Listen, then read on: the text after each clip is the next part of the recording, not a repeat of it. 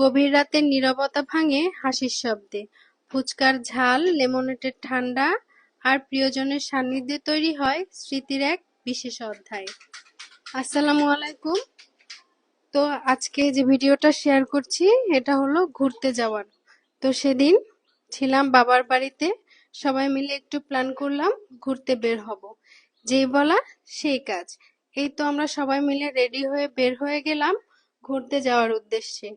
তো সেদিন আমরা গিয়েছিলাম গল্লামারী মোহাম্মদনগর ফুচকার দোকানে ফুচকা খাওয়ার জন্য, কিন্তু কোনো কারণবশত দোকানটা বন্ধ ছিল। তারপরে আমরা চলে গেলাম নিউ মার্কেট।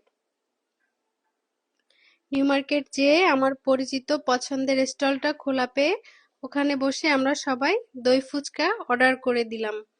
আর এখানকার দই ফুচকা ভেলপুরি খুবই মজার। আমি যখনই এখানে যাই তখনই এখান থেকে এক প্লেট ভেলপুরি অবশ্যই খেয়ে আসি। তো এই স্টলটা একদম নিউ মার্কেটের প্রথম গেটের অপোজিটে। যারা খুলনা শহরে থাকেন তারা অবশ্যই এখান থেকে ফুচকা ভেলপুরি খেতে পারেন, খেতে কিন্তু অনেক মজা।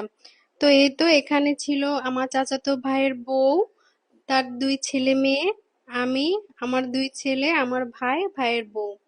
এই তো আমরা সবাই মিলে এখান থেকে দই ফুচকা খাচ্ছিলাম। দেখো বাচ্চারা কি মজা করে ফুচকাটা এনজয় করছিল, কারণ এখানে ছিল 5-6 রকমের টক। সবাই মিলে যে যার মতন টক নিচ্ছিল আর ফুচকাটা খাচ্ছিল। তা আমি এখান থেকে এক প্লেট ভেলপুরি অর্ডার করে দেই। এ তো ভেলপুরিটা খেতে কিন্তু অনেক মজা। আমরা এখান থেকে ফুচকা ভেলপুরি খাওয়া শেষ করে অপোজিটে একটা স্টলে চলে যাই জুসের, সেখানে যে সবাই লেমনেড খাবে তো লেমনেড অর্ডার করে দেই। এ তো দেখুন সবাই মিলে লেমনেড খাচ্ছিল, বাচ্চারা খেয়েছিল চকলেট মিল্কশেক।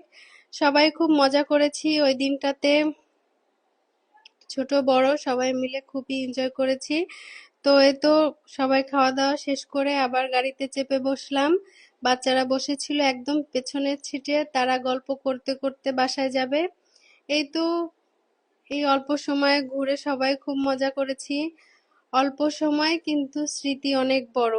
তো আজকের ভিডিওটা এই পর্যন্তই। কেমন হলো অবশ্যই কমেন্ট করে জানাবেন। আর কে কে এরকম রাতের বেলা ঘুরতে যেয়ে ফুচকা খেতে পছন্দ করেন এটাও অবশ্য কমেন্ট করে জানাবেন। ধন্যবাদ সবাইকে।